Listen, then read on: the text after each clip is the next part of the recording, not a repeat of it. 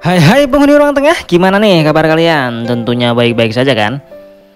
Di video kali ini Mimin bakalan ngebahas alur cerita film yang bikin kalian tegang. Tapi bukan itunya yang tegang ya. Film ini judulnya Greenland. Di film ini tuh menceritakan sebuah kejadian di mana planet kita yaitu Bumi bakalan kejatuhan asteroid yang ukurannya itu lebih besar dari asteroid yang pernah jatuh ke Bumi yang mengakibatkan dinosaurus punah. Nah, kebayang nggak gimana dahsyatnya tuh? Oh ya, sekali lagi Mimin ingetin ya, video ini tuh ngebahas sebuah alur cerita film, oke? Kalau udah paham nih, sebelum lanjut jangan lupa buat klik subscribe-nya ya. Dan jangan lupa juga buat aktifin lonceng notifikasinya supaya apa? Supaya kalian nggak ketinggalan video terbaru dari channel ini. Udah? Kalau udah, yuk lanjut.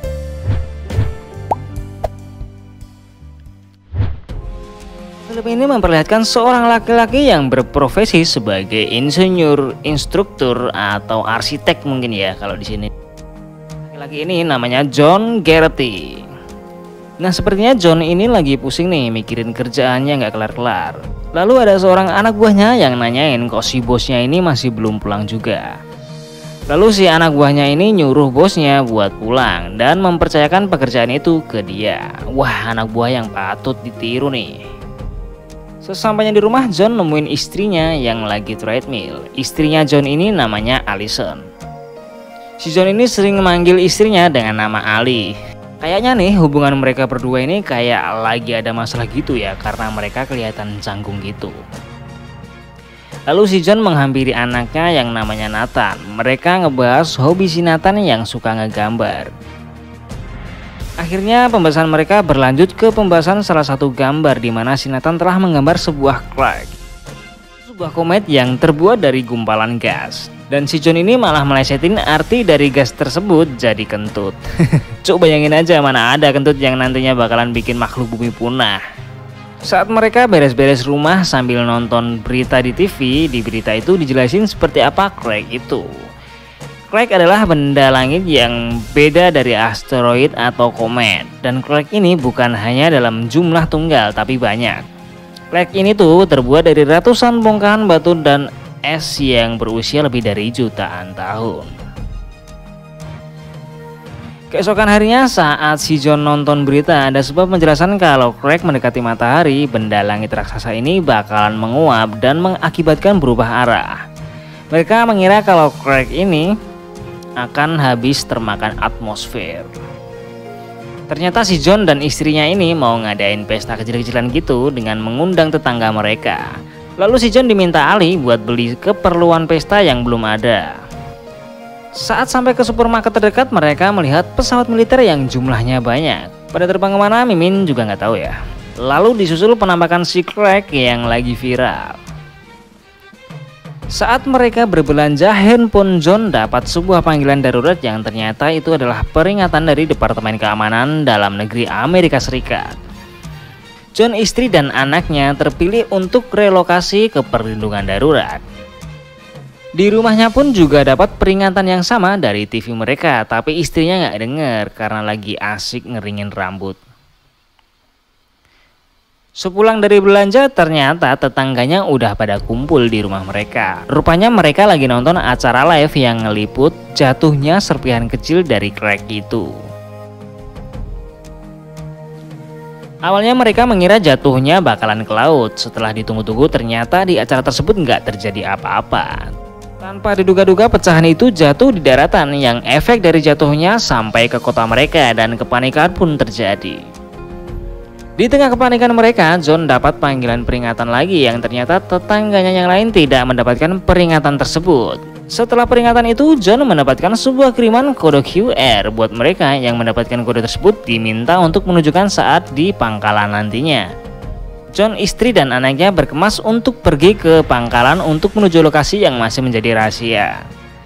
Saat keluarga John akan berangkat, tetangganya menahannya untuk menanyakan lokasinya, tapi John tidak tahu. Saat John mau lanjut, mereka dicegat lagi sama tetangganya untuk membawa anak ceweknya. Tapi John menolaknya, ya karena nantinya bakalan percuma kalau diajak kalau si anak itu nggak ada di daftar, malah ditinggal di bandara sendirian nantinya. Saat di perjalanan, Ali mencoba menghubungi ayahnya tapi nggak tersambung-sambung.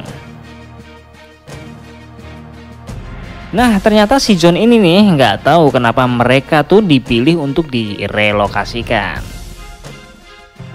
Saat perjalanan itu ternyata jalanan dipenuhi mobil yang mengakibatkan jalanan macet. Lalu John mundur teratur dan mencari jalur lain. Saat di dalam mobil, Nathan ini ngambil selimut yang mengakibatkan obatnya terjatuh. Ternyata Nathan ini mengidap penyakit diabetes. Sesampainya di pangkalan, mereka akhirnya berhasil masuk dengan nunjukin KTP dan kode QR yang sebelumnya sudah dikirim ke ponsel John. Setelah diperbolehkan masuk, keluarga John diminta para militer buat mindahin barangnya ke satu tas saja dan sisanya harus dibuang. Disinilah mereka sadar ternyata obat Nathan tidak ada di tas tersebut. Lalu Ali menanyakan ke anaknya. Lalu si John pun memutuskan untuk kembali ke mobil untuk mengambil obat yang terjatuh tadi. Bodohnya Ali malah bilang ke Pak Tentara kalau suaminya balik ke mobil buat ngambil obat Nathan anaknya. Rupanya orang yang sakit tidak diperbolehkan untuk ikut penerbangan, lalu mereka pun dibawa ke sebuah ruangan. Setelah beradu argumen, Ali dan anaknya pun diminta untuk keluar pangkalan. Saat John kembali ke pangkalan lalu mencari Ali dan Nathan tapi nggak ketemu juga. Disinilah John terpisah dengan istri dan anaknya. Akhirnya John pun naik pesawat. Lalu ditanya salah satu penumpang, kok si John ini bisa masuk padahal John lagi bawa obat. Si penumpang ini ngejelasin kalau adik dan keponakannya yang lagi sakit tidak diperbolehkan ikut penerbangan. Nah, di sini John pun menyadari kalau istri dan anaknya belum naik ke pesawat. Lalu si John pun minta turun dan nggak bakalan boleh naik lagi. Saat pintu mau dibuka, tiba-tiba pangkalan dapat sebuah peringatan kalau ternyata keamanan telah berhasil dijebol oleh masyarakat yang tidak terpilih dalam penerbangan. Enggak tanggung-tanggung, orang-orang tersebut ternyata ada yang membawa senjata dan mengakibatkan tawuran. Akibat dari tawuran yang menggunakan senjata tersebut, salah seorang tukang isi bensin pesawat terkena tembakan, lalu selang bahan bakar pesawat itu terjatuh yang mengakibatkan bahan bakarnya bercucuran keluar ke lantai. John yang melihatnya pun memperingati penumpang lain kalau bahan bakarnya bocor dan berlari menjauh dari tempat tersebut. Karena percikan api dari tembak-tembakan tersebut, bahan bakar itu pun mulai terbakar dan boom, meledaklah pesawat itu.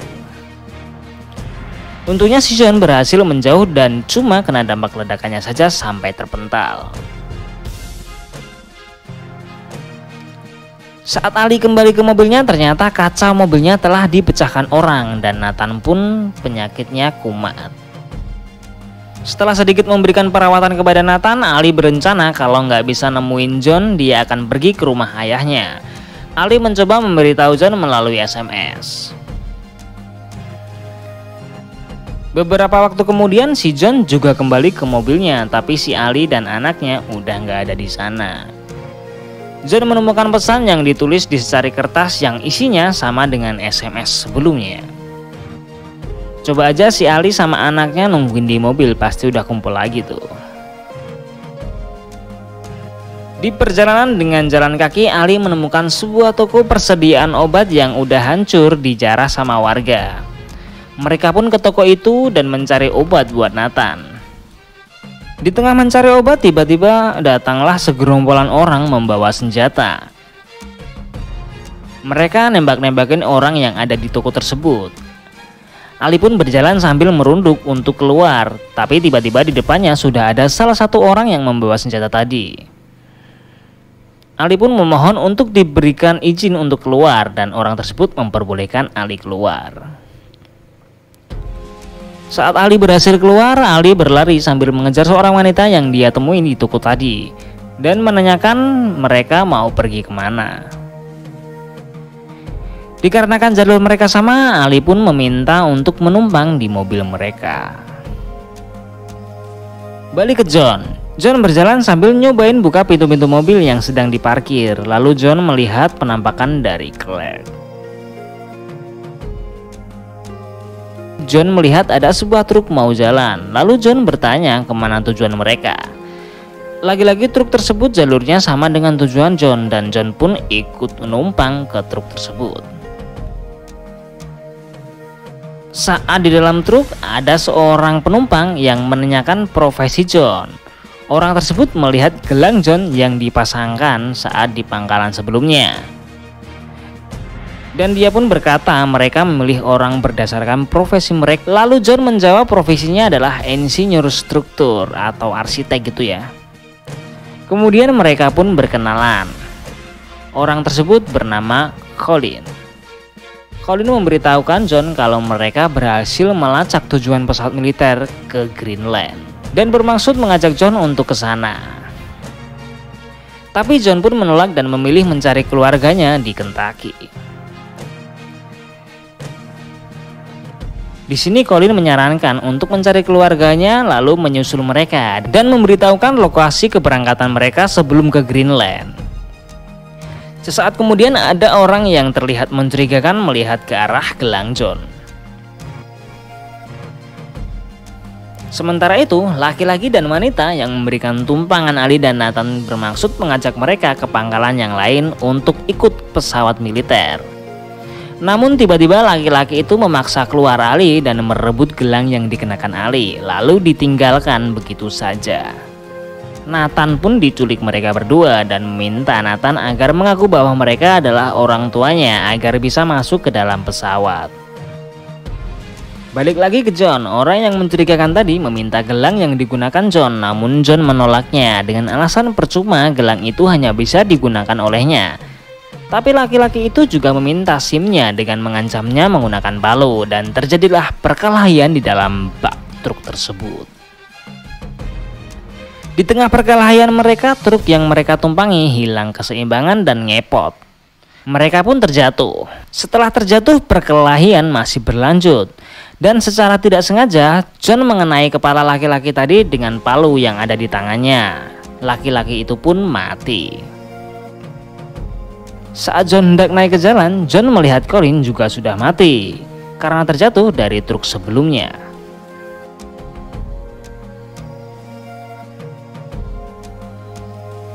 Di tempat lain, Ali yang sudah putus asa mencari tumpangan namun tak kunjung dapat, ia melanjutkan perjalanan untuk mengejar Nathan dengan jalan kaki.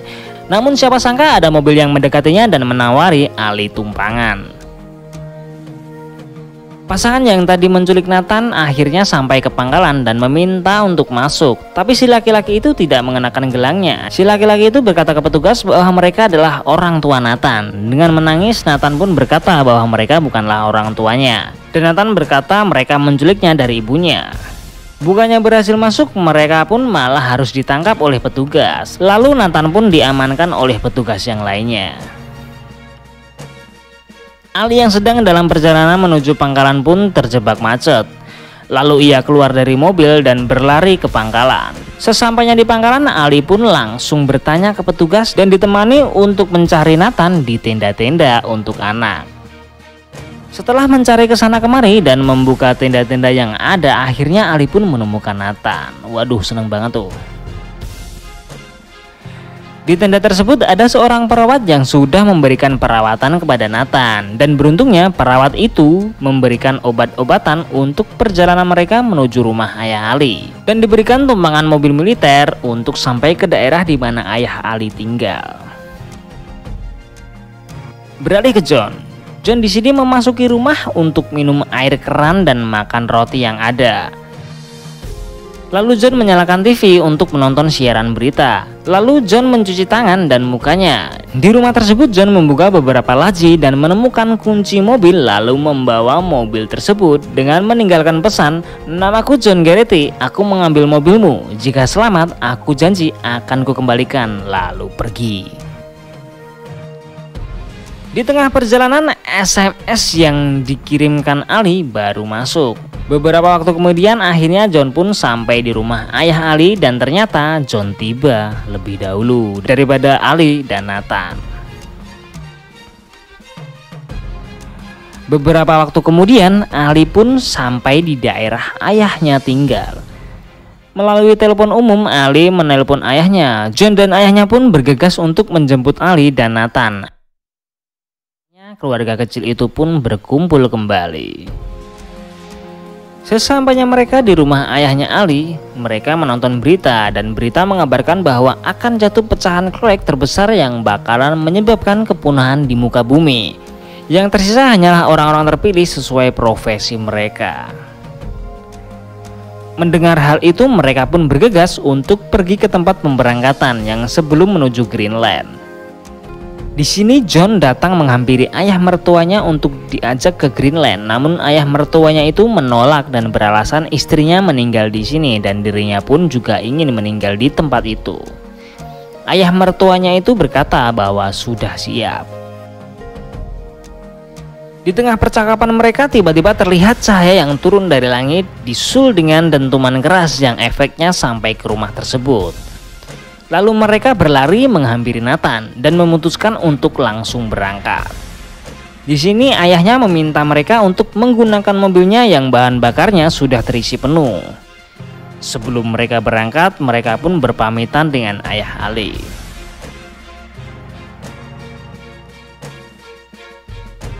Di tengah perjalanan mereka terjadi kemacetan yang diakibatkan dari tergelincirnya kereta dari relnya dan jalur untuk menuju tujuan mereka pun terhalang. Siapa sangka masalah satu belum terselesaikan, tiba-tiba pecahan-pecahan kecil Crack berjatuhan ke arah mereka. Pecahan itu pun menghujani mereka. John pun mencari tempat untuk mereka bisa berlindung. Saat John, Ali, dan Nathan berlindung di bawah sebuah jembatan, John melihat ada seorang yang tak sadarkan diri terjebak di dalam mobil. Lalu John mencoba menyelamatkan orang tersebut. Orang tersebut berhasil diselamatkan, namun tangan John terbakar dan terluka cukup parah. Setelah pecah-pecahan Crack itu berhenti berjatuhan, John, Ali, dan Nathan pun melanjutkan perjalanan mereka. Setelah sampai di bandara, ternyata pesawat sudah lepas landas, hanya tertinggal satu yang belum lepas landas. John memberanikan diri menghadang pesawat tersebut tepat di depan pesawat di mana pesawat tersebut akan lepas landas.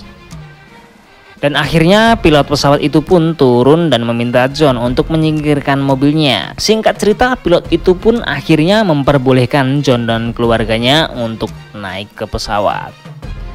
Malahan di dalam pesawat pilot itu memberikan obat dan perban untuk luka bakar di tangannya John.